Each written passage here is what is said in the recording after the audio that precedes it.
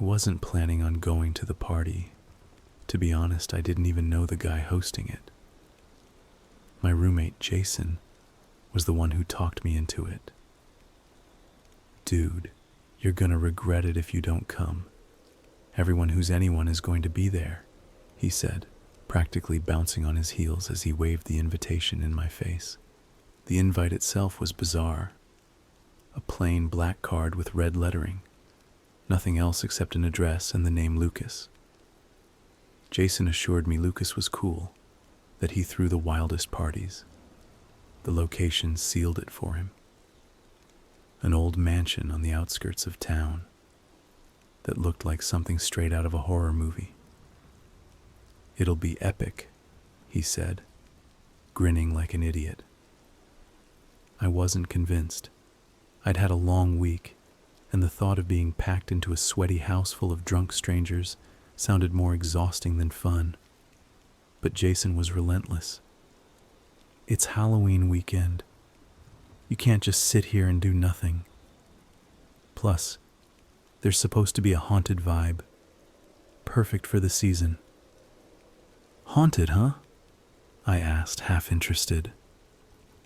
Yeah, people say weird stuff happens there all the time. Lights flickering, shadows in the windows, the whole creepy house package. Come on, Matt, live a little.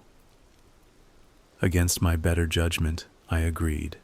The thought of a haunted mansion was too intriguing to pass up, even if I hated parties. Fine, I said, grabbing my jacket. But if it sucks, we're leaving early. Jason whooped and dragged me to his car before I could change my mind. The drive out to the mansion felt like a journey to another world. The city lights faded behind us, replaced by winding roads and dense clusters of trees that seemed to close in the farther we went. By the time we pulled up to the house, I was starting to regret my decision. The mansion loomed before us, its dark silhouette framed by skeletal branches that swayed in the wind. The windows were dark, except for the occasional flash of light, and the front porch sagged under the weight of neglect. A group of partygoers, about 30 in total, was gathered near the door, their laughter and chatter cutting through the eerie quiet of the night. "This is it," Jason said, practically vibrating with excitement as he parked the car. "Ready?" "Not really," I muttered, but Jason was already halfway to the door. As we stepped onto the porch, the boards groaned beneath our weight. The door creaked open before we even touched it, and the sound of pulsing music spilled out into the night. Inside, the place was alive with chaos. Strobe lights flickered, illuminating faces that blurred together in the haze of alcohol and cigarette smoke. The air was thick and hot, carrying the unmistakable tang of sweat and something faintly metallic. Jason disappeared almost immediately, shouting something about finding drinks. I stood near the door, taking it all in. The mansion's age was apparent in every detail. Cracked plaster walls, a sagging staircase, and warped wooden floors that seemed to groan with every step. But it was more than just old. It felt wrong, like the house itself didn't want us there. I spotted a guy standing by the stairs, dressed head to toe in black with a hood pulled low over his face. He wasn't drinking or dancing. He wasn't even moving. He was just watching.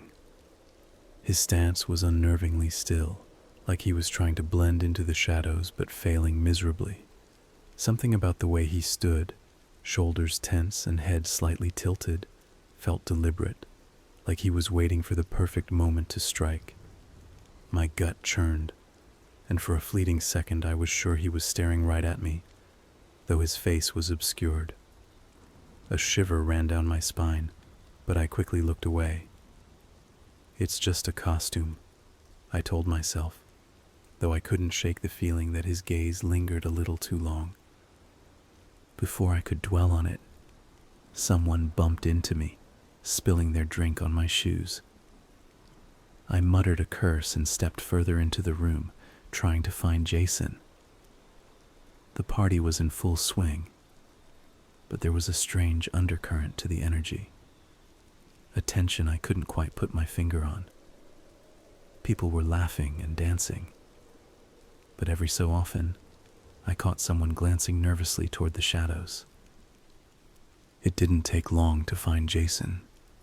He was at the makeshift bar in the kitchen, surrounded by strangers and holding a neon green cup of some punch that smelled like gasoline.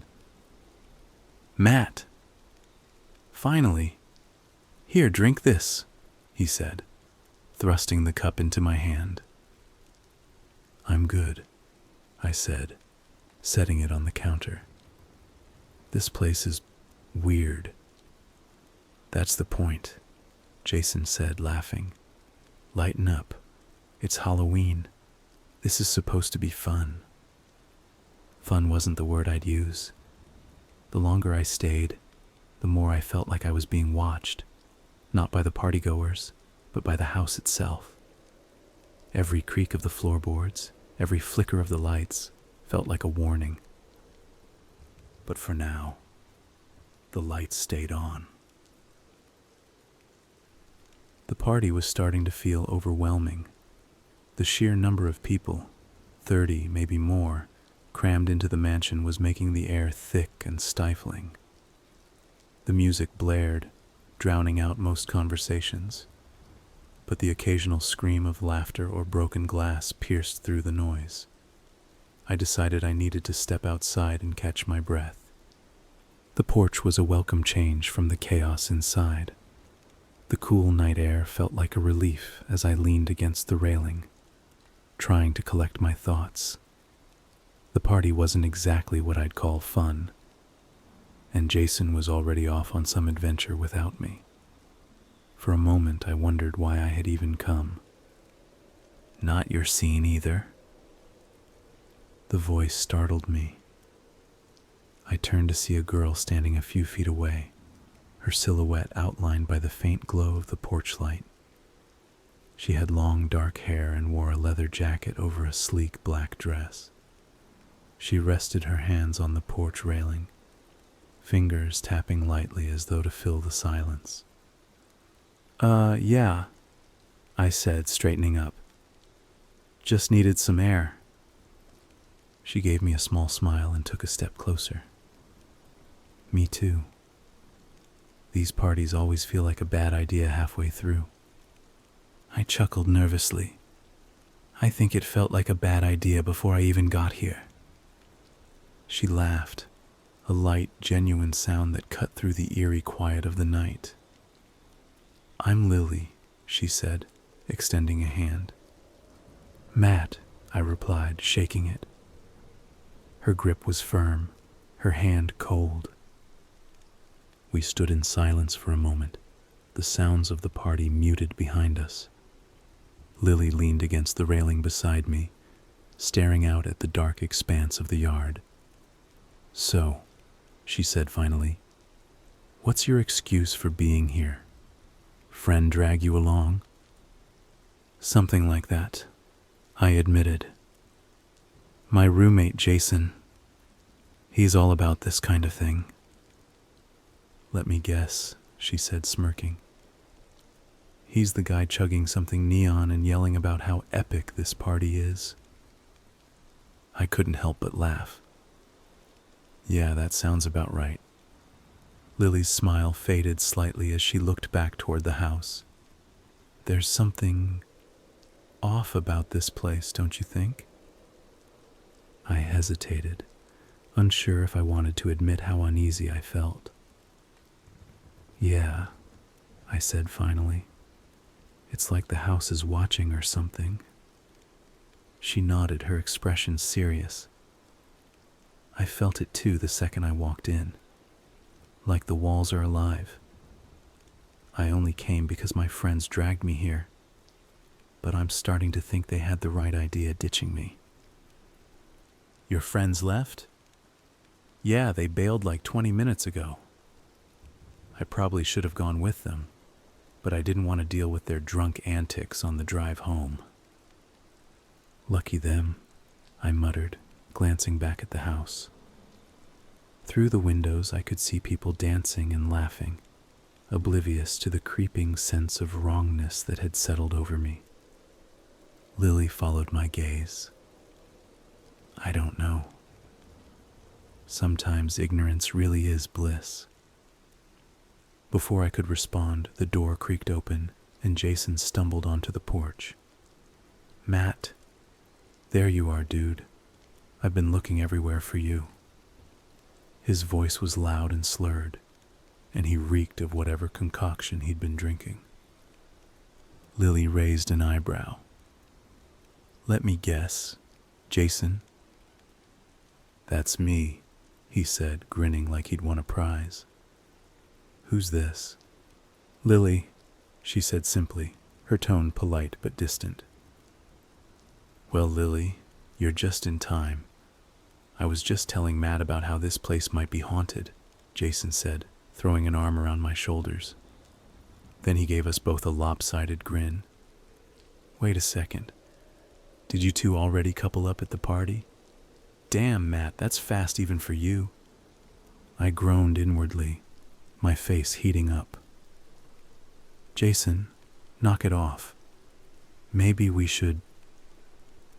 Come on, he interrupted, gesturing dramatically toward the house. This is supposed to be the best party of the year. Lily hesitated, then glanced back at the house, her expression unreadable. I'll stick around, she said, her voice quiet but firm. Jason whooped. As we stepped back into the house, the noise and heat hit me like a wave. Jason was already darting toward the kitchen, calling out for more drinks. I glanced back at Lily, who followed silently, her eyes scanning the crowd. For a moment, I thought she looked worried. But before I could ask, she gave me a small nod.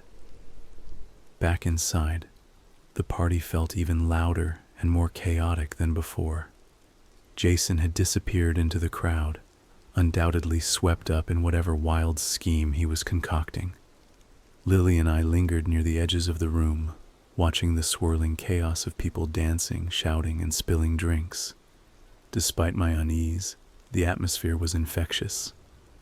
Before I realized it, I was laughing at some joke Lily had made about a guy in a gorilla suit trying to moonwalk. I'll admit, I said between chuckles, this is starting to feel a little less like a bad idea. Lily smirked. See?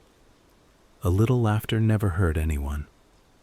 Besides, you have to admit, this is great people watching. She wasn't wrong. The crowd was a mix of absurdity and hilarity, from a guy trying to impress a group of girls by chugging an entire bottle of beer to a couple slow dancing dramatically to the fast-paced music. For a brief moment, I let myself relax. Maybe Jason was right. Maybe this party wasn't so bad. But then I saw him again. The man in the black hoodie. He was standing near the far corner of the room, leaning against the wall with his arms crossed. He hadn't moved since I first noticed him by the stairs earlier. His hood was still pulled low over his face, and his body language was so still it almost felt unnatural. Like before, it seemed like his attention was fixed on me. Matt? Lily's voice snapped me back to reality. I realized I had stopped laughing and was staring past her. Sorry, I said quickly, trying to shake off the uneasy feeling. Thought I saw someone I knew. She glanced in the direction I had been looking but didn't seem to notice anything unusual. Someone from work? She asked, clearly trying to keep the conversation light. Yeah, something like that, I lied. But I couldn't shake the feeling. Every time I glanced back, the man in the hoodie seemed to be there, not doing anything, not talking to anyone, just watching. Maybe it was the shadows, or the way his stillness contrasted with the movement around him. But something about him felt wrong. "I'm gonna grab another drink," Lily said, snapping me out of my thoughts. "Want anything?" "No, I'm good," I said, forcing a smile. She nodded and disappeared into the crowd.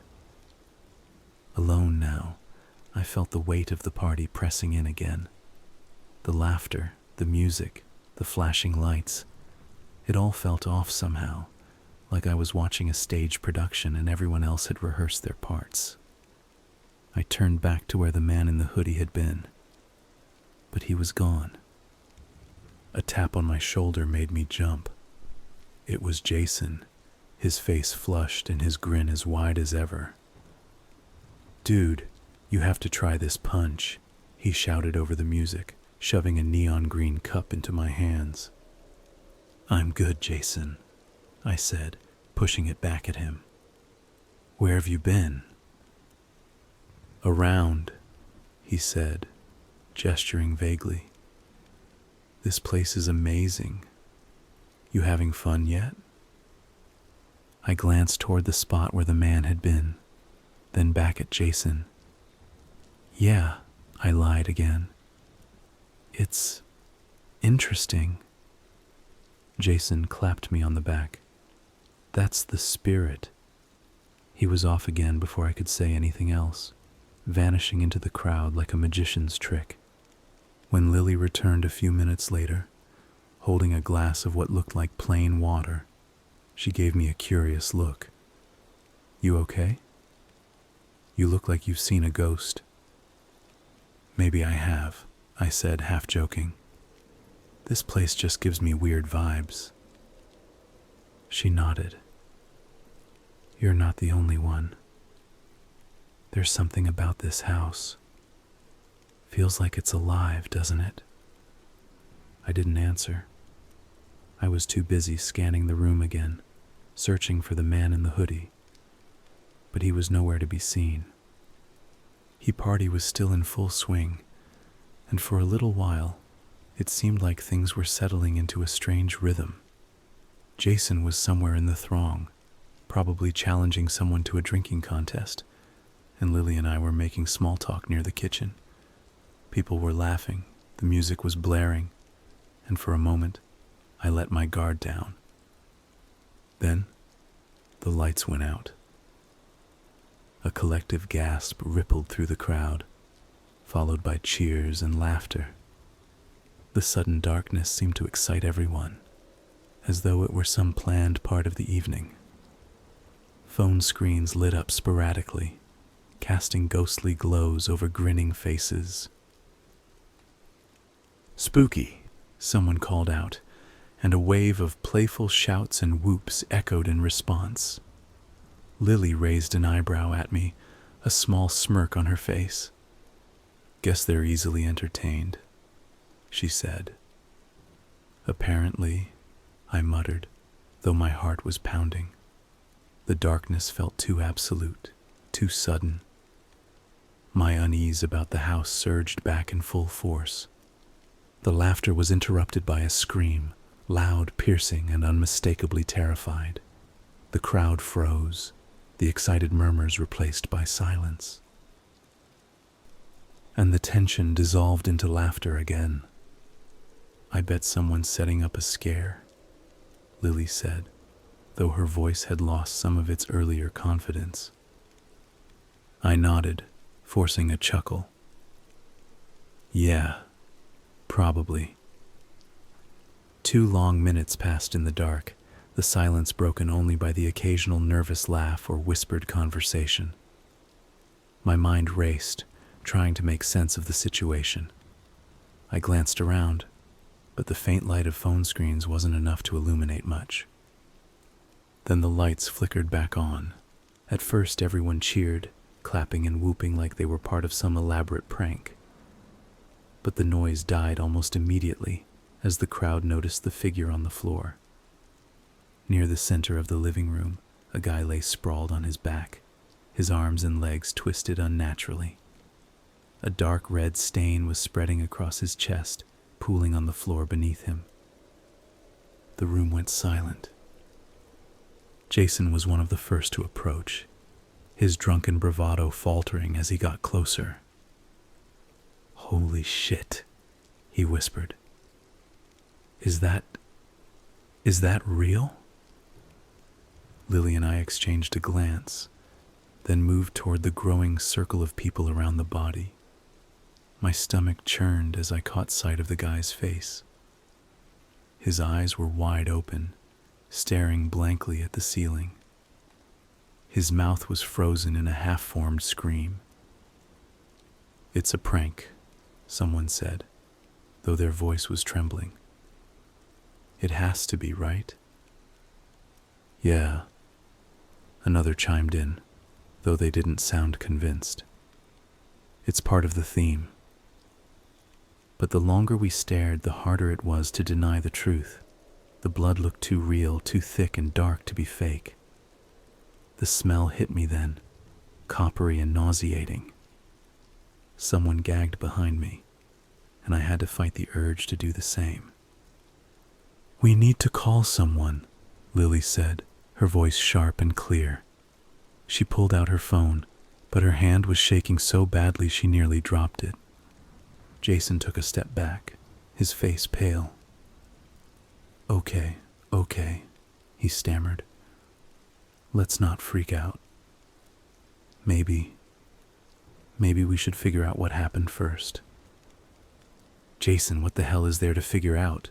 I snapped. "Someone's dead." The crowd around us was starting to buzz with panic. People whispered frantically, their voices overlapping in a chaotic hum. Did anyone see what happened? Who is he? Wasn't he just dancing like 5 minutes ago? I looked around, half expecting to see the man in the hoodie, but he was nowhere to be found. The realization hit all at once. The guy on the floor wasn't moving. He wasn't breathing. He wasn't part of some elaborate Halloween prank. Panic rippled through the crowd as people began pulling out their phones. "I'm calling the police," someone shouted. Others echoed the sentiment, but as they tapped at their screens, the confusion turned to frustration. "There's no signal," a girl near the front of the group yelled, holding her phone up high like it might catch something if it just reached a little further. A wave of murmured disbelief spread through the room as more people checked their phones. "Nothing?" Jason asked, pulling his own phone out. He stared at the screen, his face pale. "How is there no service out here? We're not that far from town." Lily shook her head, her lips pressed into a thin line. "This doesn't make sense. I had service earlier." The murmurs were quickly turning into panicked shouting as people moved toward the doors. The first group reached the main entrance and tried to open it, but the knob wouldn't budge. Someone else shoved past them and rattled the handle furiously. "It's locked," they shouted. "Who locked the door?" "Maybe it's just jammed," Jason said, pushing his way forward. He threw his weight against the door, but it didn't move. A few others joined in, slamming their shoulders against it, but the heavy wood didn't give. "Try the back door," someone else suggested. A small group broke off, rushing toward the kitchen. Lily and I followed, weaving through the chaotic crowd. When we got there, it was the same story. The door was locked, and no amount of pulling, twisting, or shoving made a difference. Panic was setting in now. People were running from one door to another, shouting over each other and banging on the walls. I saw someone trying to pry open a window with a kitchen knife, but it didn't work. The windows weren't just locked. They were reinforced with bars, and the glass itself seemed unbreakable. no matter how hard they struck it. It didn't even crack. "This can't be happening," Jason muttered, his voice shaky. This is some kind of joke, right?" "It's not a joke," Lily said firmly. "Someone planned this. Someone doesn't want us to leave." Her words sent a chill down my spine. She was right. The doors hadn't been locked earlier. The bars on the windows, the sudden lack of cell service. It was all too deliberate. The crowd was starting to lose it. A guy near the back punched the wall in frustration, leaving a dent in the plaster. A girl sat on the floor, hugging her knees and sobbing. Others paced the room, their faces pale and their eyes darting toward every shadow. "We need to stay calm," Lily said, her voice cutting through the noise. "Panicking isn't going to help. Let's think this through." "Think what through?" Jason snapped. "We're trapped in a freaking house with no way out and someone's already dead." "Exactly," Lily said, her tone sharp. "Which means whoever did this is probably still here. Do you really want to make it easier for them by freaking out?" Jason opened his mouth to argue, but he couldn't seem to find the words. He ran a hand through his hair, his jaw clenching as he stared at the locked door. "Okay," Lily said, taking a deep breath. "Let's focus on what we can do. If we can't get out, we need to figure out who's doing this and why." I nodded, though my mind was racing. The man in the hoodie flashed in my thoughts again. He hadn't been among the panicked crowd. Where was he? Was he watching us? Waiting? "Guys," I said, my voice trembling. What if they're still in the house?" Everyone turned to look at me, their faces a mix of fear and disbelief. Jason swallowed hard, glancing toward the darkened hallway. "Well," Lily said quietly, "then we'd better figure it out fast." The room was thick with tension, the panicked whispers growing louder as people tried to make sense of what was happening. A few were pacing, others were huddled in small groups, but no one had any answers. Lily, Jason, and I stood near the middle of the room, keeping an eye on the crowd. "We need to talk about the obvious," Lily said, crossing her arms. "If the doors are locked, the windows are unbreakable, and there's no signal. Someone made it that way. This isn't random. Someone planned it." Jason nodded reluctantly. "Yeah, but who? It could be anyone. There's 30 people here. I don't even know half of them." "Exactly," Lily said. "It could be anyone in this room." Her words hung in the air like a heavy weight. The idea that one of us might be the killer was almost too much to process. My mind flashed back to the man in the hoodie. He wasn't in the crowd. I hadn't seen him since before the lights went out. "There was this guy," I said, my voice hesitant. "In a black hoodie. He was standing by the stairs earlier. He wasn't talking to anyone, just standing there, watching." Lily turned to me sharply. "Did you see him after the lights came back on?" I shook my head. "No. I've been looking, but he's gone. Doesn't that seem suspicious?" Jason frowned, his eyes scanning the room. "You think he did this? That he's the killer?" "I don't know," I admitted. "But he's not here now, and that makes him stand out." "What if he's hiding?" Lily said, glancing toward the darkened hallway. "If he's not in this room, he could be somewhere else in the house." Jason's expression darkened. Or what if it's not him? What if it's one of us, trying to make us look the other way? The thought made my stomach churn. I looked around the room, studying the faces of the partygoers. Some were crying, some were shouting, and some were just staring blankly. Any one of them could be pretending. Any one of them could be the killer. "This is insane," Jason muttered, running a hand through his hair. "How do we even figure out who it is? Start pointing fingers? That's just going to make everyone turn on each other." Lily's gaze was steady, her voice calm but firm. "We need to stay rational. If we start accusing people without proof, this is going to get worse. We need to keep an eye on everyone and look for anything suspicious." "Like what?" I asked. "Everyone's acting suspicious. We're trapped in a house with no way out, and someone's dead." "Then we narrow it down," Lily said. "Stick together. Watch who goes where and who does what. If someone disappears, we notice. If someone acts out of place, we confront them." Her plan made sense, but it didn't make me feel any better. The killer could be watching us right now, blending into the crowd, waiting for the next opportunity to strike.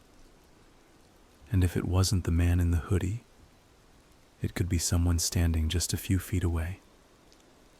The tension in the room was unbearable. Whispers turned into hushed arguments, and every shadow seemed to hold a threat. People were huddled in groups, keeping close to their friends, while Jason, Lily, and I stayed near the center, watching everything and everyone. Then the lights went out again. This time there were no cheers. No one thought it was a prank anymore. The darkness descended like a thick blanket, swallowing the room whole. My breath caught in my throat as I instinctively reached for Jason and Lily. "Stay close," Lily whispered, her voice barely audible over the sudden silence. We stood there, frozen, straining to hear anything. A creak, a shuffle, a whisper, but there was nothing, no screams, no movement, just an oppressive, suffocating quiet. My mind raced, the seconds stretching into what felt like hours. Where was the killer? Were they moving through the darkness right now? Were we next?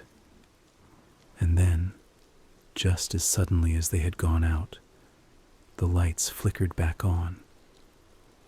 The room was eerily still for a moment, as if no one dared to move. Then the gasps began.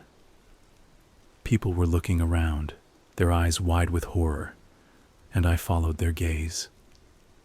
4 bodies lay sprawled across the room, each in a different spot. A girl slumped over on the couch, her head tilted at an unnatural angle. A guy near the kitchen was crumpled on the floor, his face twisted in pain. 2 others were by the windows, their bodies eerily still, as though they'd simply stopped moving. Jason took a step back, his face pale. "Oh my God. Oh my God." Lily's jaw tightened, but her hands trembled as she grabbed my arm. "Matt," she said, her voice sharp and quiet. "This isn't random. They're picking us off." The crowd erupted into chaos. Some people screamed, others bolted toward the doors again, banging and shouting in desperation. A guy near the center of the room dropped to his knees, muttering incoherently, while a girl began sobbing uncontrollably, clutching at her friend's arm. "Why didn't anyone scream?" I asked, my voice shaking.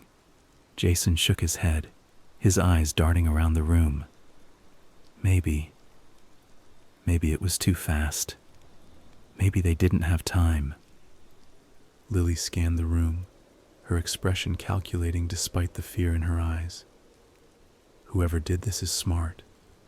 They're using the darkness and they're staying quiet. They want us scared. They're doing a hell of a job, Jason muttered, running a hand through his hair.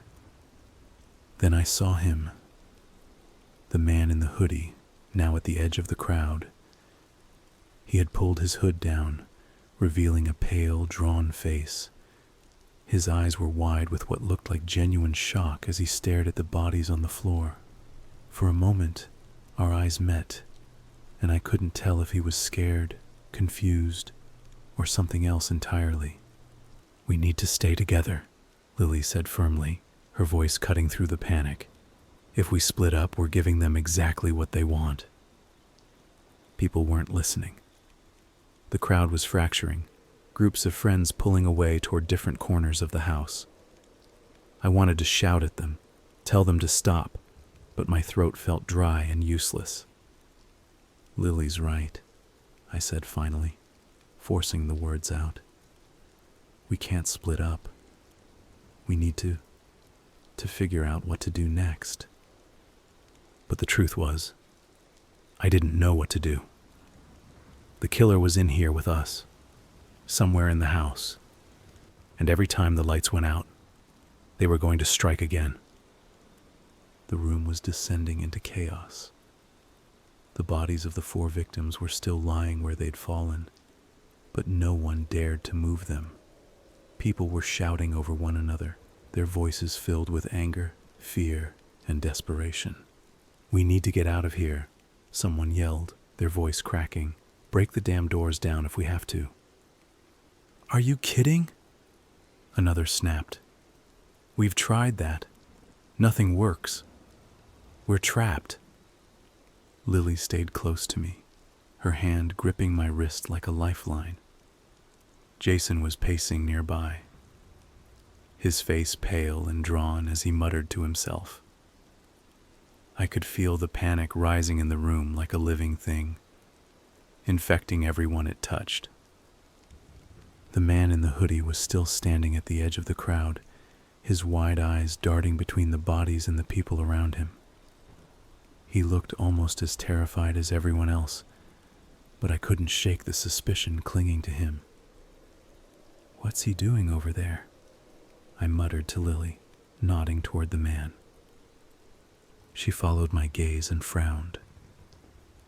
"I don't know, but we need to keep an eye on him." Before I could respond, a loud bang echoed through the room. Everyone froze, their heads snapping toward the sound. It had come from upstairs, a single sharp noise that sent chills racing down my spine. "What the hell was that?" Jason whispered, stepping closer to us. "I don't know," Lily said, her voice steady despite the tension in her expression. "But I don't think we should find out." The crowd was paralyzed, people staring at the ceiling as if expecting something to burst through at any moment. The oppressive silence stretched on, broken only by the faint sound of someone sobbing near the back of the room. "Okay," Lily said finally, taking a deep breath. "We need to think. If we can't get out, and we can't call for help, we have to focus on staying alive." Jason nodded reluctantly. "Yeah, but how? Every time the lights go out, someone dies. We can't stop that unless we figure out who's doing it." "Then we watch everyone," Lily said firmly. "Nobody goes anywhere alone. Nobody leaves this room unless it's with the group. And we need to keep track of everyone." A few people nearby were listening, nodding along with her words. Others were too consumed by their panic to pay attention, but Lily's calm demeanor was enough to steady some of the crowd. "What about him?" I asked, jerking my head toward the man in the hoodie. He hadn't moved, still lingering at the edge of the group with that same haunted expression.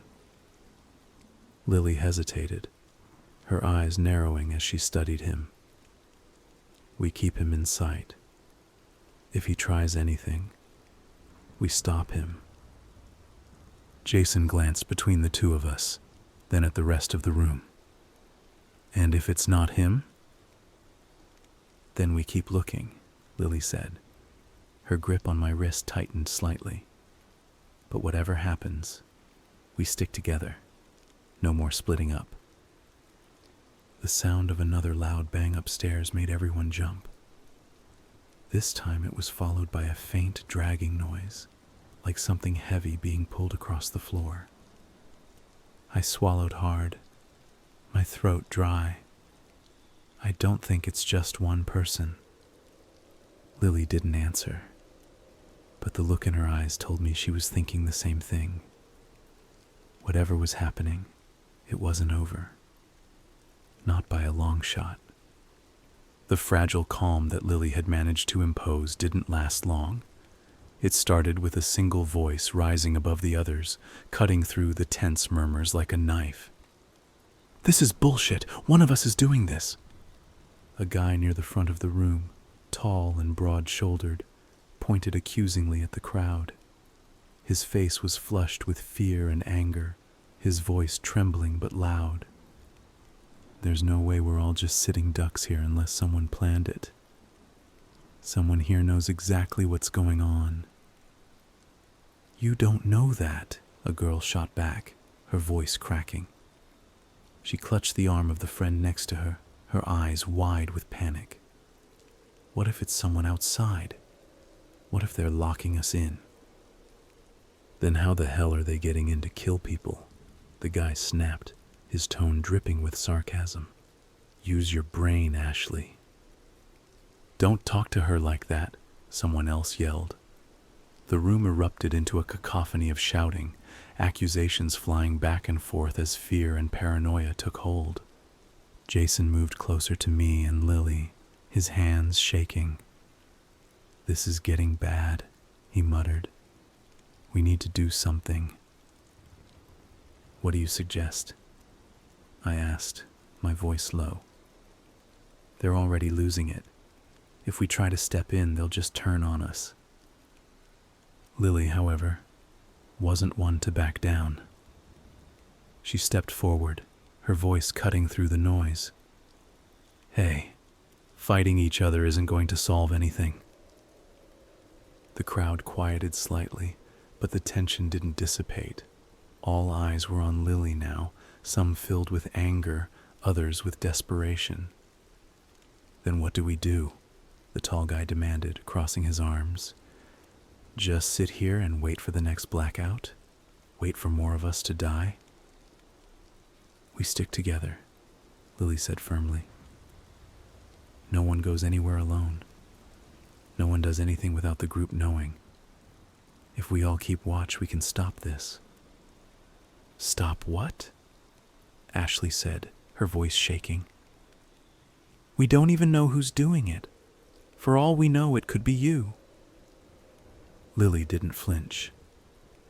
"If it were me, do you think I'd be trying to keep everyone calm? The killer wants us panicking, splitting up, losing focus. That's how they're doing this." Ashley shrank back, but the tall guy wasn't so easily convinced. "And what about him?" The tall guy spat, jabbing a finger toward the man in the hoodie. "Look at him, skulking around the edges like some goddamn creep." "What? You think we don't notice you? You've been acting sketchy all night. First you disappeared during the blackout, and now you're just standing there like some guilty little kid. Admit it. You're the one doing this, aren't you?" The man in the hoodie looked up, his face pale and drawn. His lips parted as if to speak, but the tall guy cut him off before he could say anything. "Save it. You've got that deer in the headlights look now, but we all know better. You're hiding something. Why the hell should we believe anything you say?" The man finally managed to reply, his voice trembling but steady. "I don't know what's happening any more than you do. I'm just trying to survive, same as everyone else." "Convenient," the tall guy sneered. You disappeared during the first blackout, and now you're playing the victim." "Stop!" Lily snapped, her voice sharp.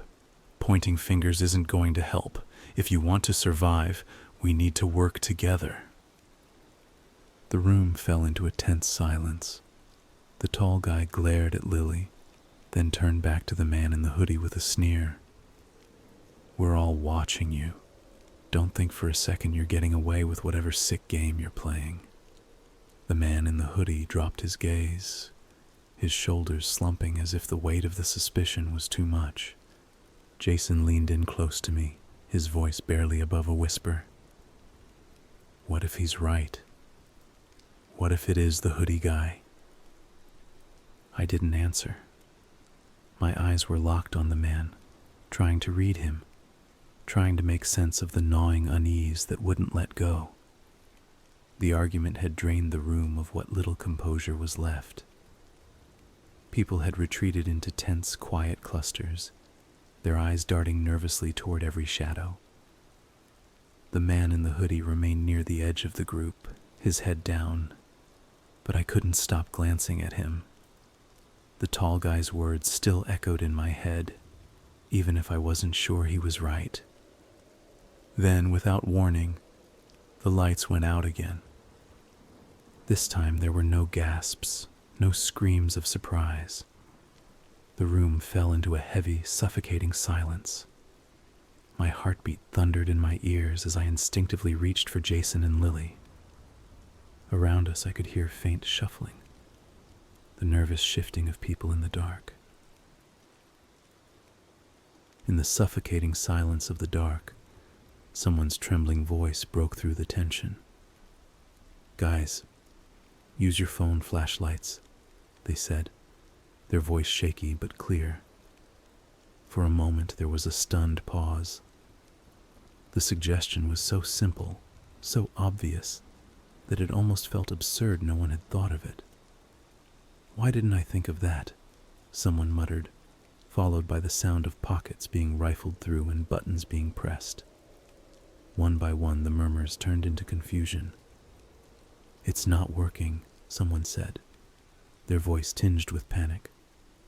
"My screen's completely dead." "Mine too," another said, shaking their phone as if that would help. "It's not turning on." Desperation spread through the group as they all tried and failed to turn on their devices. The eerie quiet was interrupted only by their frustrated whispers. "What's wrong with them?" someone asked, their voice trembling. And then the chilling realization dawned. "The phones don't work. In the dark," someone whispered, their words sending a fresh wave of dread through the group. Whatever was happening wasn't just unnatural. It was deliberate. "Stay close," Lily whispered, her grip tightening on my arm. We stood there frozen as the seconds stretched into minutes. The darkness felt alive, wrapping around us like a predator stalking its prey. I couldn't shake the feeling that someone, or something, was moving through the crowd, unseen and unstoppable. 30 agonizing minutes passed. I didn't know how I kept track of the time, but it felt like an eternity. Then, with a flicker, the lights came back on. The scene was worse than anything I could have imagined. 15 people were dead. Combined with the earlier deaths, 20 people had been killed so far, leaving only 10 of us still alive. Their bodies were scattered across the room, slumped in chairs, lying on the floor, or crumpled against the walls. Some looked peaceful, like they had simply fallen asleep. Others were twisted and bloodied, their faces frozen in expressions of horror. But the worst was the tall guy. He was sprawled in the center of the room, his limbs bent at unnatural angles. Blood pooled beneath him, soaking into the wooden floor. His mouth hung open, his tongue missing, leaving a gaping void where it should have been. Deep gashes ran across his chest, as if someone had carved into him with deliberate, brutal force. A collective gasp rippled through the survivors. Someone screamed, and a girl near the back of the room dropped to her knees, sobbing uncontrollably. Jason turned away, gagging, while Lily's face hardened into a mask of grim determination. "Whoever's doing this isn't just killing," she said, her voice low and steady. "They're sending a message." "A message?" Jason choked out, his eyes darting toward the tall guy's mutilated body. "What kind of message is that?" "Fear," Lily replied. "They want us terrified. They want us broken." I swallowed hard, my eyes scanning the room. The man in the hoodie was still there, his face pale and his hands trembling. He looked at the tall guy's body, then back at me, shaking his head slowly as if to say, "It wasn't me." 20 people, I whispered, the weight of the number crushing me. How is this even possible? How could someone kill so many of us in the dark without making a sound? Lily didn't answer. Her eyes were scanning the room, sharp and calculating, as if trying to piece together the impossible puzzle.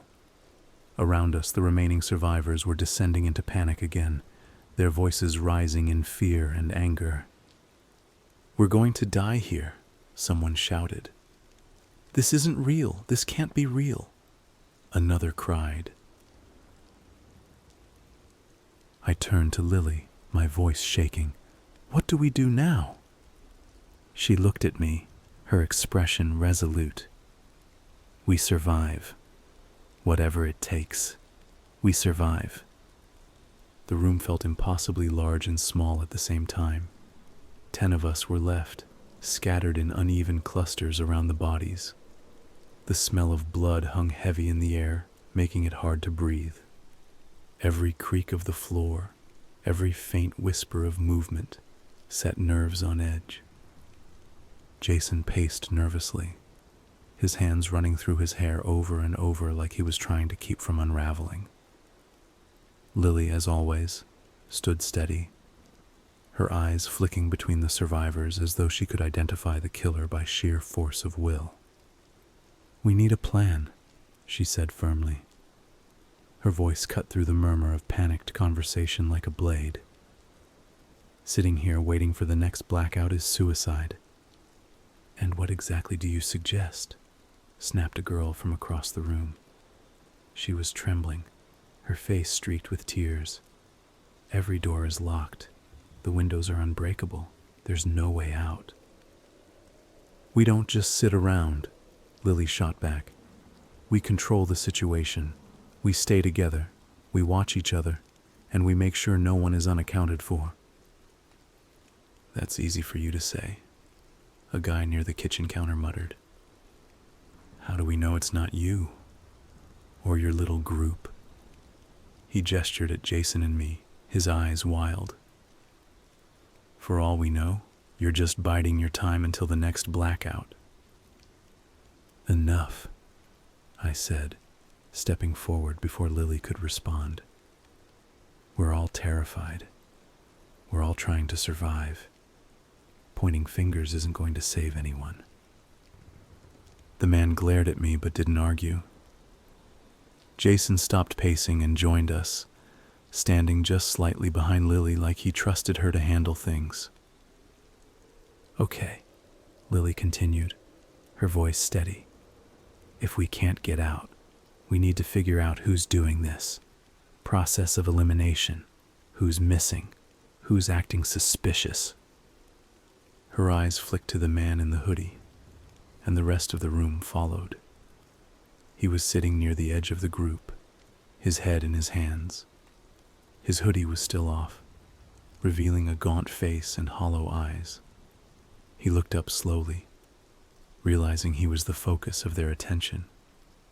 "I didn't do this," he said, his voice cracking. "I swear to God I didn't. You think I'd kill 20 people and just sit here like this? I'm just trying to stay alive like all of you." "And what were you doing during the blackouts?" someone demanded. "Every single time people die, and you're always the one who looks the most calm afterward." "Calm?" The man in the hoodie laughed bitterly. "Do I look calm to you?" He gestured at his shaking hands and pale face. "I don't even know how I ended up at this party. I barely know anyone here. If I wanted you all dead, why wouldn't I have run when the first person died?" His words gave some of them pause, but not everyone. The room buzzed with mistrust, the tension building like a pressure cooker. "What about the rest of us?" I said, raising my voice above the fray. "We've all been here the whole time. Any one of us could be lying. The only thing we know for sure is that the killer is still in this room." That shut them up. The silence was deafening, broken only by the faint hum of the light bulbs overhead. Lily stepped forward. "We don't have time to argue. The killer wants us scared and divided, and we're playing right into their hands. If we don't stick together, we're all dead." Her words seemed to sink in, but the unease remained. No one trusted anyone, and I couldn't blame them. I didn't even trust myself to stay calm in the face of everything. Jason spoke up, his voice unusually steady. "So what do we do now? Just wait for it to happen again?" Lily hesitated, and for the first time I saw a flicker of doubt in her eyes. "No," she said finally.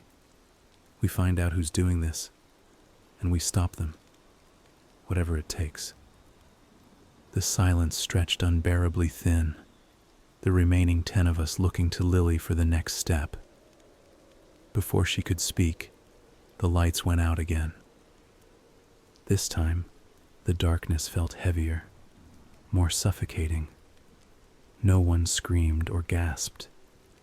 It was as if we had all silently accepted what was coming. "Stay close," Lily hissed, her voice barely audible. I felt her grip tighten on my arm, and Jason's hand clamped onto my shoulder. Around us, the faint shuffle of feet and nervous breaths punctuated the oppressive quiet. The minutes dragged on like hours. My heart pounded in my chest, and every muscle in my body was tense, waiting for the inevitable. I strained to hear anything, but the darkness was so absolute that even my thoughts felt muted. When the lights came back on, the room felt smaller, quieter, emptier. 5 bodies lay scattered across the room. A girl slumped against the wall, her head lolling at an unnatural angle. A guy was sprawled face down near the couch, his hand outstretched as if reaching for something. Another lay twisted at the base of the stairs, his neck bent in a way that made my stomach turn. 2 others were crumpled near the kitchen, their faces frozen in silent terror. Jason cursed loudly, stumbling back as he took in the carnage. 5? 5 of them? "Jesus," I whispered, my knees threatening to buckle. Lily's grip on my arm was the only thing keeping me upright. "Wait," Lily said sharply, her eyes scanning the room. "That girl, she's still breathing." I followed her gaze to one of the bodies near the kitchen.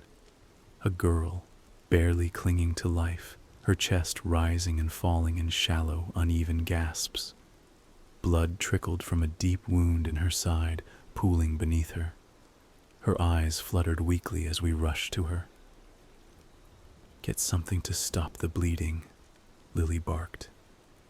Jason tore off his shirt without hesitation, pressing it against the girl's wound in a desperate attempt to staunch the flow of blood. Her lips moved, but no sound came out at first.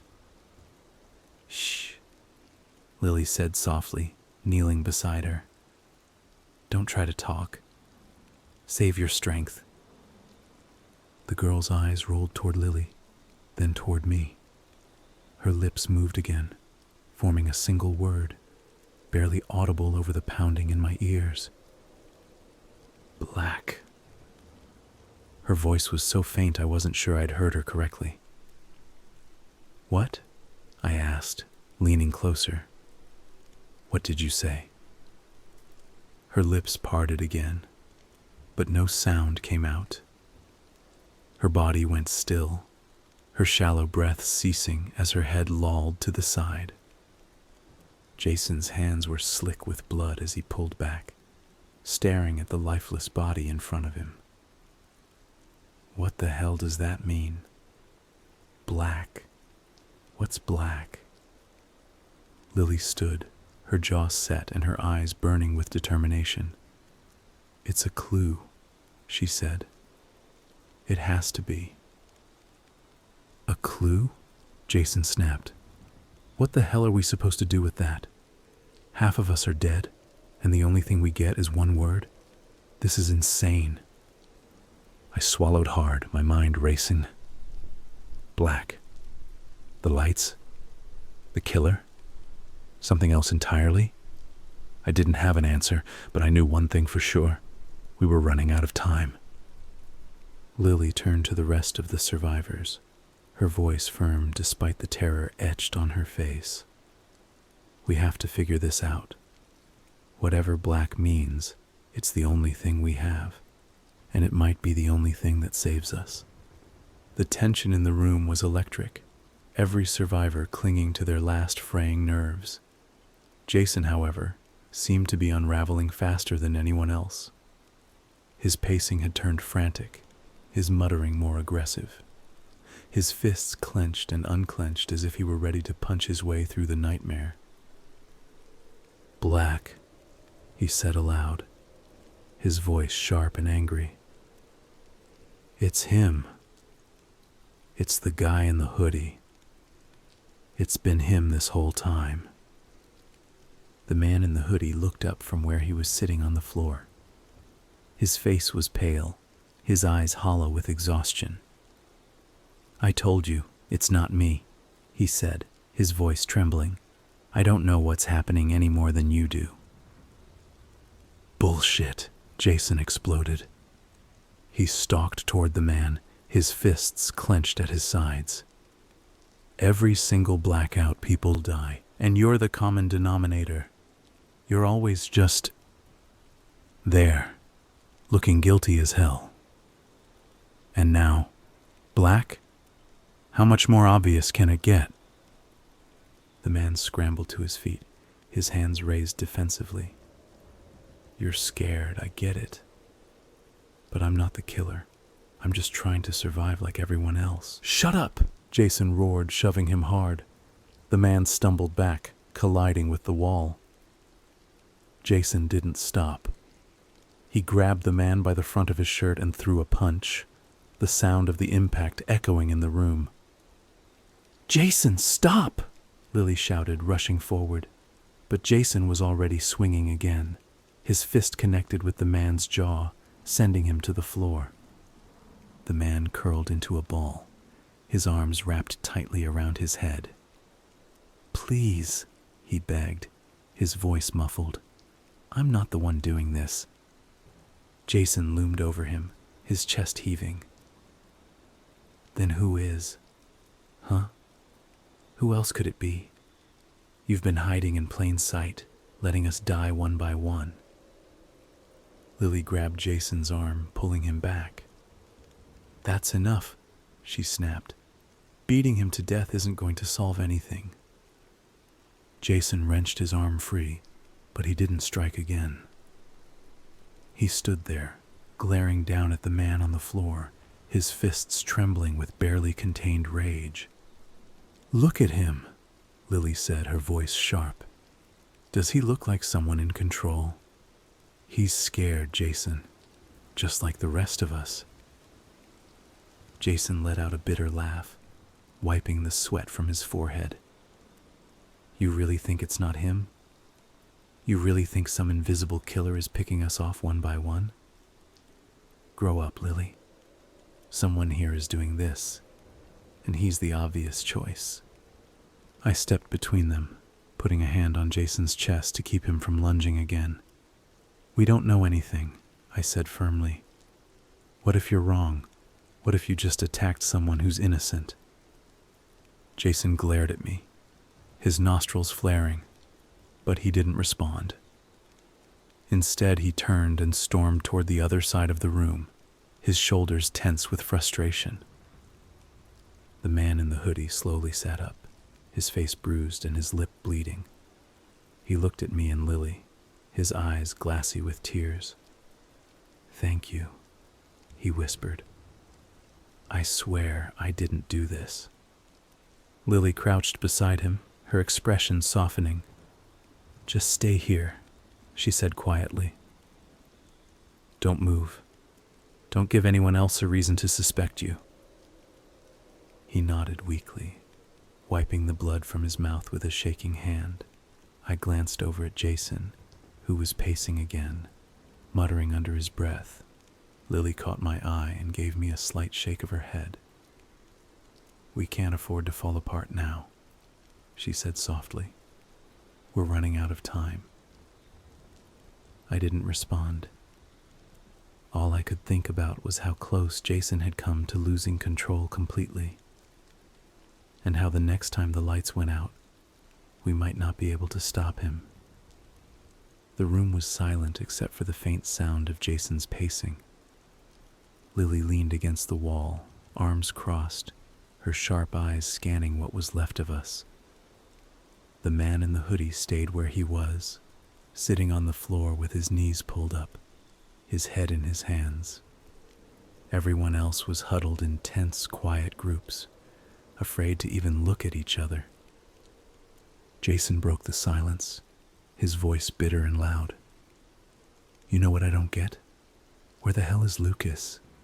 He invited all of us to this stupid party, and now he's just conveniently missing." The words hit like a lightning bolt.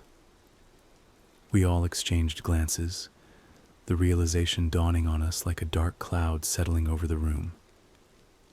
"Lucas," I said slowly, the name tasting strange in my mouth. "You're right. Where is he? He's the host. He should be here." "I haven't seen him all night," Lily said, frowning. "Not once. Has anyone?" The remaining survivors murmured among themselves, shaking their heads. No one could recall seeing Lucas since arriving at the mansion. Jason stopped pacing and turned to us, his hands on his hips. What if this whole thing is his doing? He invites us all out here, locks us in, and starts killing us off one by one? Makes sense, doesn't it? "That's a big assumption," Lily said, her tone skeptical. "Just because he's not here doesn't mean he's the killer." "Then where the hell is he?" Jason snapped. "He's the one who owns this house, right? The one who sent the invites. Either he's behind this, or he's dead somewhere like the rest of them." "That's assuming he even exists," the man in the hoodie said quietly, his voice trembling. He looked up, his bruised face shadowed by the dim light. "Has anyone here actually met him? Or are we all just here because of some stupid invitation?" The question hung in the air, heavy and suffocating. I thought back to the black card Jason had waved in my face. Plain, minimalist, just an address and a name. Lucas. I hadn't questioned it at the time, but now it felt all wrong. "I never met him," I admitted, my voice barely above a whisper. "Jason, you said Lucas throws these parties all the time. How do you know him?" Jason hesitated, rubbing the back of his neck. "Lucas and I have known each other for years. He's not the type to do something like this. We've been to plenty of his parties before, and they've never been anything but over-the-top fun. But this isn't him. This doesn't make sense. You mean to tell me, Lily said, her tone ice cold, that we're all here because of an invite, and the one person who should be explaining everything is nowhere to be found? The room fell into a stunned silence. The tension was palpable, every glance filled with suspicion and fear. What if Lucas is behind all of this? I said, the words tumbling out before I could stop them. He invited us. He has to be the one pulling the strings. Or, Jason said darkly, what if he's watching us right now, setting all of this up to see how we react? A shiver ran down my spine. The idea of someone observing us, hidden in the shadows, sent my mind racing. Lily pushed off the wall, her jaw tight. We need to find him. We need answers. If Lucas is behind this, we need to find him. If he's not, then we're back to square one. Jason crossed his arms. Great. Let's just go looking for a ghost while the real killer picks us off in the dark. It's better than sitting here waiting to die, Lily snapped. The room went quiet again, everyone lost in their thoughts. The name Lucas lingered in the air, but it wasn't a mystery who he was. Everyone here knew him, at least vaguely, a figure at the center of so many whispered stories about his wild parties. But his absence tonight cast a darker shadow. The suggestion to move upstairs came not from consensus, but from the unbearable reality of remaining surrounded by the dead. We can't stay here, Lily said, her voice tight. Let's go upstairs. At least we'll have space to think. Reluctantly, the group moved, sticking close together as they climbed the creaking stairs. The hallway upstairs was quieter than the chaos below, but the eerie silence was oppressive. They opened doors to dark rooms, finding nothing but empty beds and furniture cloaked in shadows. Then they found the bathroom. Jason pushed the door open cautiously, and the moment his eyes landed on the body, he froze. No, he stammered, stumbling back as if the sight physically struck him. That's Lucas. Oh my God. The room was a nightmare. Lucas's body was slumped in the bathtub, barely recognizable. His chest was a mess of deep, jagged cuts, and one of his legs was missing entirely. The severed leg hung grotesquely from the window, its bare foot swinging slightly as if it had been placed there to mock them. Someone screamed behind me, one of the girls who had come with us, and I felt my stomach twist. The smell of blood and decay was overwhelming, and for a moment, I thought I might pass out. Lily was the first to break the paralysis. We need to leave. Now. No one argued. No one could even speak. Terrified, not even able to think, we turned and bolted back downstairs, tripping over each other in our desperation to escape the grisly scene. The safety we'd hoped to find upstairs was a lie, and the house felt more alive, more malicious than ever before. The air downstairs felt heavier, suffocating, as if the house itself was closing in around us. Jason was pacing again, muttering to himself, while Lily tried to keep everyone calm. The man in the hoodie sat silently in the corner, avoiding everyone's eyes. The others clustered together in tight groups, their expressions blank with shock and fear. Then, the lights went out. This time I didn't even try to stay calm. The darkness enveloped us like a predator, and I heard Jason's voice cut through the quiet. Stay together. Don't move. But his words were swallowed by the silence. My heartbeat pounded in my ears, drowning out everything else. I felt someone grab my arm, but I jerked away, unsure who it was. The panic clawed at my chest, making it hard to breathe. When the lights came back on, the room was different, emptier. My eyes darted around, and my stomach dropped.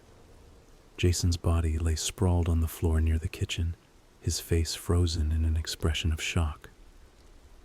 Blood pooled beneath him, seeping into the wooden boards. Another girl, the one who had screamed upstairs, was slumped against the wall, her throat slit cleanly. Her lifeless eyes stared at nothing, and the crimson streak on her chest was already drying. "No, no, no," I whispered, stumbling back. My breath came in shallow gasps as the walls seemed to close in. Jason was gone. Jason, my friend, the one who had dragged me to this hellish party, was dead. The realization hit me like a freight train, and I doubled over, clutching my chest. "Matt, breathe," Lily said, her voice sharp but trembling. She reached for me, but I recoiled, stumbling further back. "Don't touch me," I shouted, my voice cracking. My eyes darted between Lily and the man in the hoodie. "Stay back, stay away from me. It could be either of you." Lily's expression hardened, but I could see the hurt flicker in her eyes. "Matt, you know it's not me," she said carefully, keeping her hands visible. "You've known me all night. You know I wouldn't—" "I don't know anything," I yelled, cutting her off. "I don't know who to trust. Jason is dead, and the killer is still here." The man in the hoodie flinched at my words, his shoulders hunching as if he could make himself smaller. "I didn't do this," he said quietly, his voice shaking. "I swear to God I didn't." "Shut up," I snapped, pointing a trembling finger at him. "You've been suspicious since the beginning, always lurking, always in the shadows." "Matt, stop," Lily shouted. She stepped between me and the man, her voice firm. "You're panicking. That's what the killer wants. They want us to turn on each other." "How do I know it's not you?" I spat, my chest heaving. "How do I know you're not just trying to deflect?" "Because I've been trying to keep us alive," Lily shot back, her voice cracking. "I've been the only one thinking clearly, and you know it. You're scared, and you're letting it control you." Her words stung because they were true. My breathing was ragged, and my head spun as I tried to focus. I looked around at the remaining survivors, their faces etched with fear and distrust. No one said anything. No one dared move. Finally, I sank to the floor, my back against the wall. I buried my face in my hands, trying to steady my breathing. Lily didn't move closer, but she didn't back away either. She just stood there watching me, waiting for the storm to pass. The silence was deafening, broken only by the faint hum of the overhead lights. Somewhere in the distance, a clock ticked, each second dragging us closer to the next blackout. The room fell into a suffocating stillness. No one moved. No one spoke. The weight of everything that had happened pressed down on us, crushing whatever willpower we had left.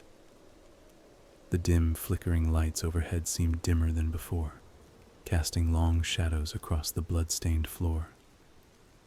I sat with my back against the wall, my knees pulled up to my chest. My breathing had slowed, but the ache in my chest hadn't gone away. Across the room, Lily stood near the corner, her arms crossed tightly over her chest. Her sharp, calculating eyes scanned the room. But for once, she didn't say a word. The man in the hoodie remained where he was, slumped against the far wall. His head was tilted back, his eyes staring blankly at the ceiling. He looked as though he wanted to disappear, to dissolve into the shadows and escape the unbearable silence. The others, What few of us remained were scattered around the room. Some sat on the floor, some leaned against the furniture, but no one dared to go near the bodies. Jason, the girl, the others. Their lifeless forms were constant, horrifying reminders of what was waiting for us. Time crawled. Each second felt like an eternity, stretching into an unbearable void.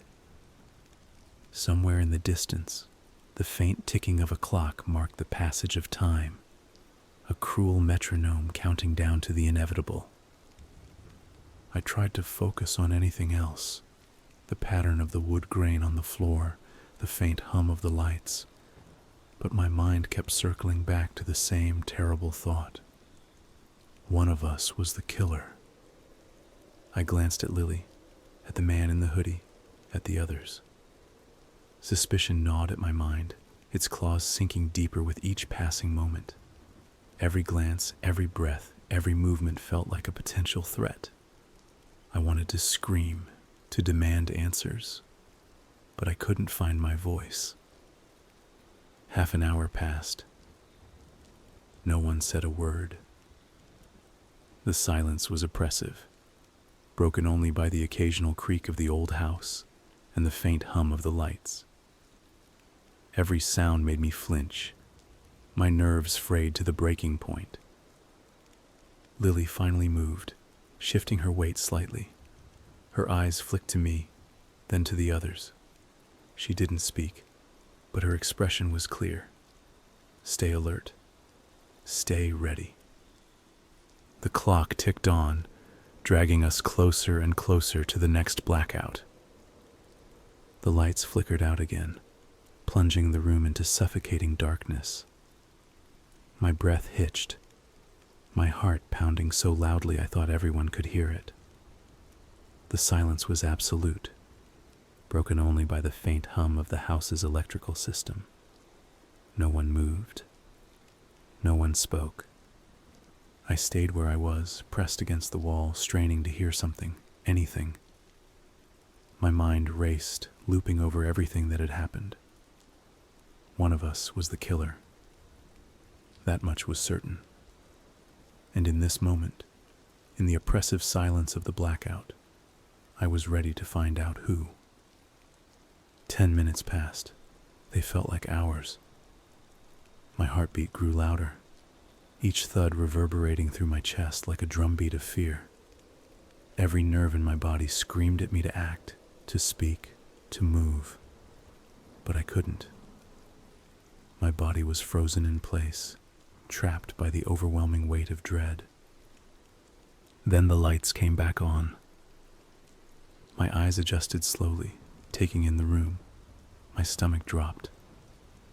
Lily was slumped against the wall, her body limp and lifeless, a deep crimson stain spreading across her chest. Her once sharp eyes were now dull, staring blankly at the floor. "No," I whispered, my voice barely audible. My hands trembled as I clutched at the wall for support. Lily was dead. Lily, the one who had tried to keep us together, who had tried to keep us alive. I looked up, and that's when I saw him. The man in the hoodie stood across the room, his face illuminated by the dim overhead light. His eyes were locked on mine, unblinking and intense. He wasn't trying to hide anymore. He wasn't pretending. We stared at each other, saying nothing. The air between us was thick with unspoken accusations, with the raw electric tension of a predator and prey locked in a final moment of standoff. My hands clenched into fists as anger surged through me, hotter than my fear. It had been him all along. The signs were there, plain as day, and I'd ignored them. I'd convinced myself it couldn't be him, that he was just another terrified victim. I should have listened to Jason. Jason had seen it from the start, but I hadn't wanted to believe it. Now Jason was dead. Lily was dead. And it was my fault. My breath came in ragged gasps as I took a step forward. He didn't move. He just stood there, watching me with those cold, unreadable eyes. His hands hung loosely at his sides, but there was something in his posture. Something ready. Something dangerous. "You," I said, my voice shaking with rage. "It was you. It was always you." Still, he said nothing. His silence was deafening, an acknowledgement and a taunt all at once. My mind raced, every moment of the night replaying in sharp, painful detail. Every time I'd seen him lurking in the shadows. Every time he'd claimed innocence. Every time I'd chosen to trust him. I should have known. I should have listened. But now it was too late. The lights went out again. This time the darkness felt alive, thick and suffocating, pressing against my skin like a heavy shroud. The silence that followed wasn't like before. It wasn't empty. It was charged with something primal, something terrifying. Then came the footsteps. Loud, thunderous. Each step shook the floorboards, the vibrations climbing up my legs and settling in my chest. Whoever was moving wasn't trying to hide. The footsteps were heavy, purposeful, filled with an uncontrollable energy that sent my heart into overdrive. And then the breathing. It started low, like the growl of an animal, but grew louder and more erratic. Harsh, wet, and ragged, it filled the room with a sound so unnatural it made my skin crawl. It wasn't the breathing of someone scared or even angry. It was excitement. A twisted, almost gleeful anticipation. My entire body shook. My back pressed against the wall as I stepped sideways, my arms outstretched, fumbling blindly in the darkness. My hands clawed at the air, desperate to feel something, anything, to know when the killer would strike. My breaths came in short gasps, every inch of me vibrating with the certainty that this was it. My time was up.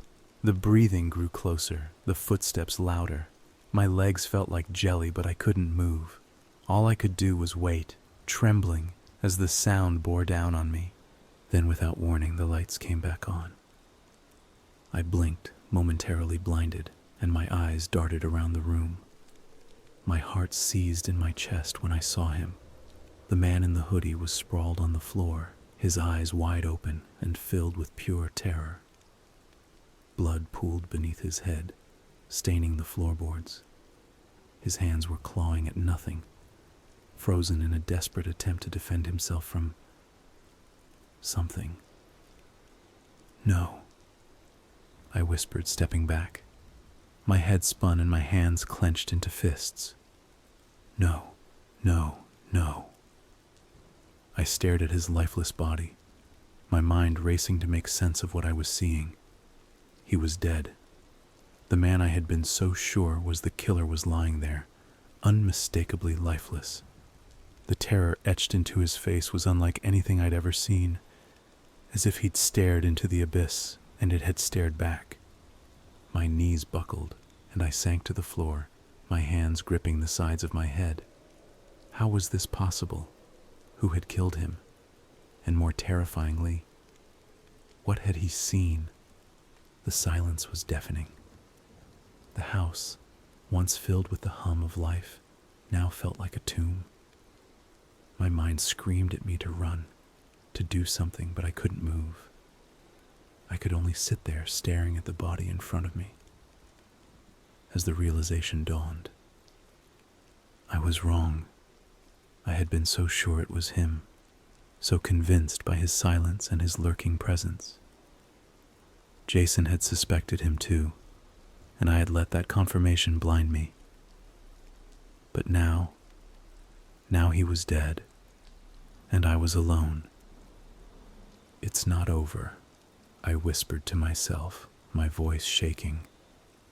"It's not over." The house was quiet again, but the heavy breathing, The monstrous footsteps still echoed in my ears. Whoever or whatever was in the house wasn't done, and I was next. The realization hit me like a jolt of electricity. There was an open window upstairs, the same one where Lucas's leg had been grotesquely hung. My chest tightened as I remembered the scene, but the thought of staying here, waiting for the next blackout, was far worse. Without giving myself time to overthink, I sprinted upstairs, taking the creaking steps 2 at a time. The hallway felt endless, the dim light casting eerie shadows on the peeling wallpaper. When I reached the bathroom, I hesitated, my breath catching as I pushed the door open.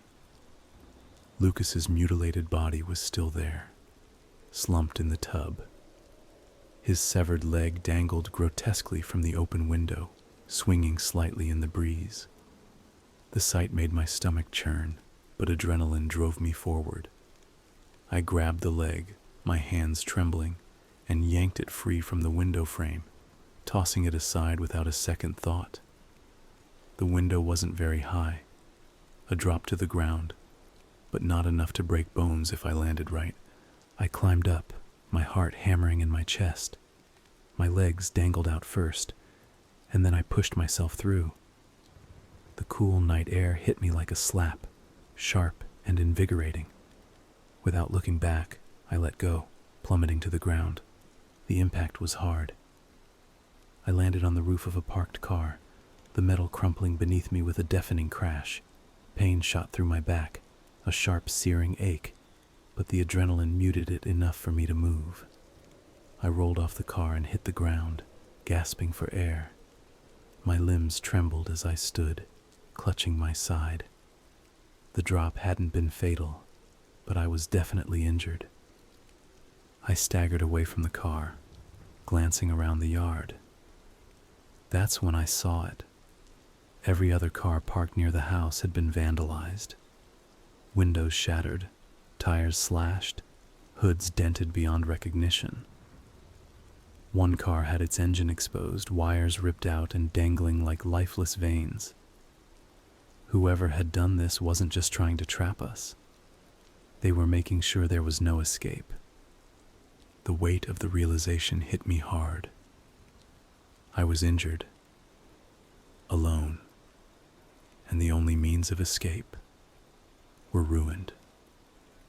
The house loomed behind me, dark and oppressive, its broken windows glowing faintly in the moonlight.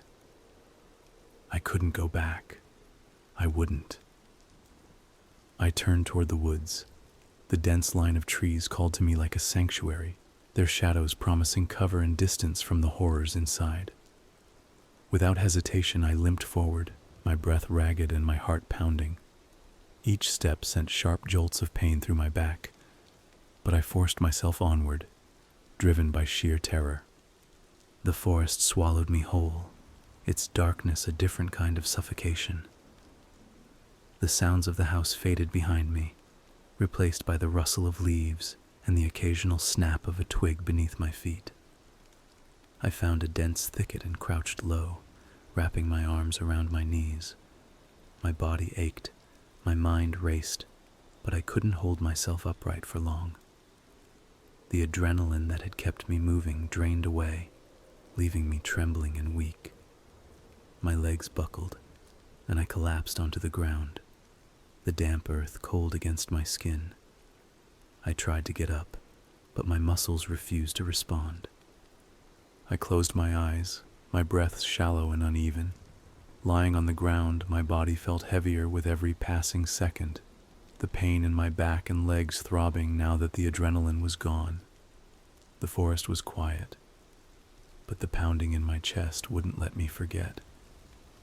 The killer was still out there, and the night was far from over. I lay on the cold forest floor, staring up at the dark canopy of leaves. My breaths were shallow, and the pain in my back throbbed with every beat of my heart. My phone, I'd forgotten about it entirely in the chaos. With trembling hands, I pulled it out of my pocket. The screen lit up, illuminating my bloodied fingers. I had signal. For a moment I just stared at the bars, unsure if I could believe what I was seeing. Then I tapped the emergency dial and called the police. My voice was shaking as I gave them the address, trying to explain what had happened. They assured me help was on the way, but I didn't feel reassured. I couldn't stay here, not with that thing still out there. I opened the Uber app next, desperate for any way to get further from the house. To my shock, there was a car nearby, just 10 minutes away. The driver's name was Alexander, his photo showing a middle-aged man with a kind face. The car was a gray sedan, the plate number clearly displayed. I booked the ride immediately, praying the driver wouldn't cancel. Lying there in the woods, I kept my eyes fixed on the app, watching the car's little icon move closer. 5 minutes passed. Then suddenly, headlights cut through the trees. I sat up, squinting as the car approached. My heart raced.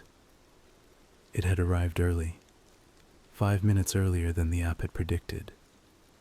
I checked the car against the details on my phone. Gray sedan, matching plate number. It was the Uber. Relief washed over me as the car stopped near the edge of the woods, its engine idling softly. I forced myself to my feet, ignoring the sharp pain in my back, and stumbled toward the car. As I approached, I leaned toward the driver's window and called out. I could barely see him in the dark. Alexander. The driver looked at me and nodded. Matt? The sound of my name spoken so casually made my chest loosen. I opened the back door and collapsed onto the seat, shutting the door behind me. The soft hum of the car's engine felt like a barrier between me and the horrors I'd left behind. The driver didn't ask why I looked the way I did, even though I was bloody and visibly shaken. He just started driving. I didn't care. Uber drivers weren't supposed to pry. They probably thought it was polite not to. That was fine with me. I leaned back, closing my eyes for a moment. When I opened them, I caught a glimpse of the driver in the rearview mirror. His long black hair gleamed under the faint light, and his nails, polished black, tapped rhythmically on the steering wheel. His coat and shirt were jet black as well, blending into the darkness of the night. 5 minutes passed in tense silence. Then my phone buzzed in my pocket. I pulled it out, expecting some update from the police. Instead, my screen showed a notification from Uber. Your driver has arrived at the pickup location.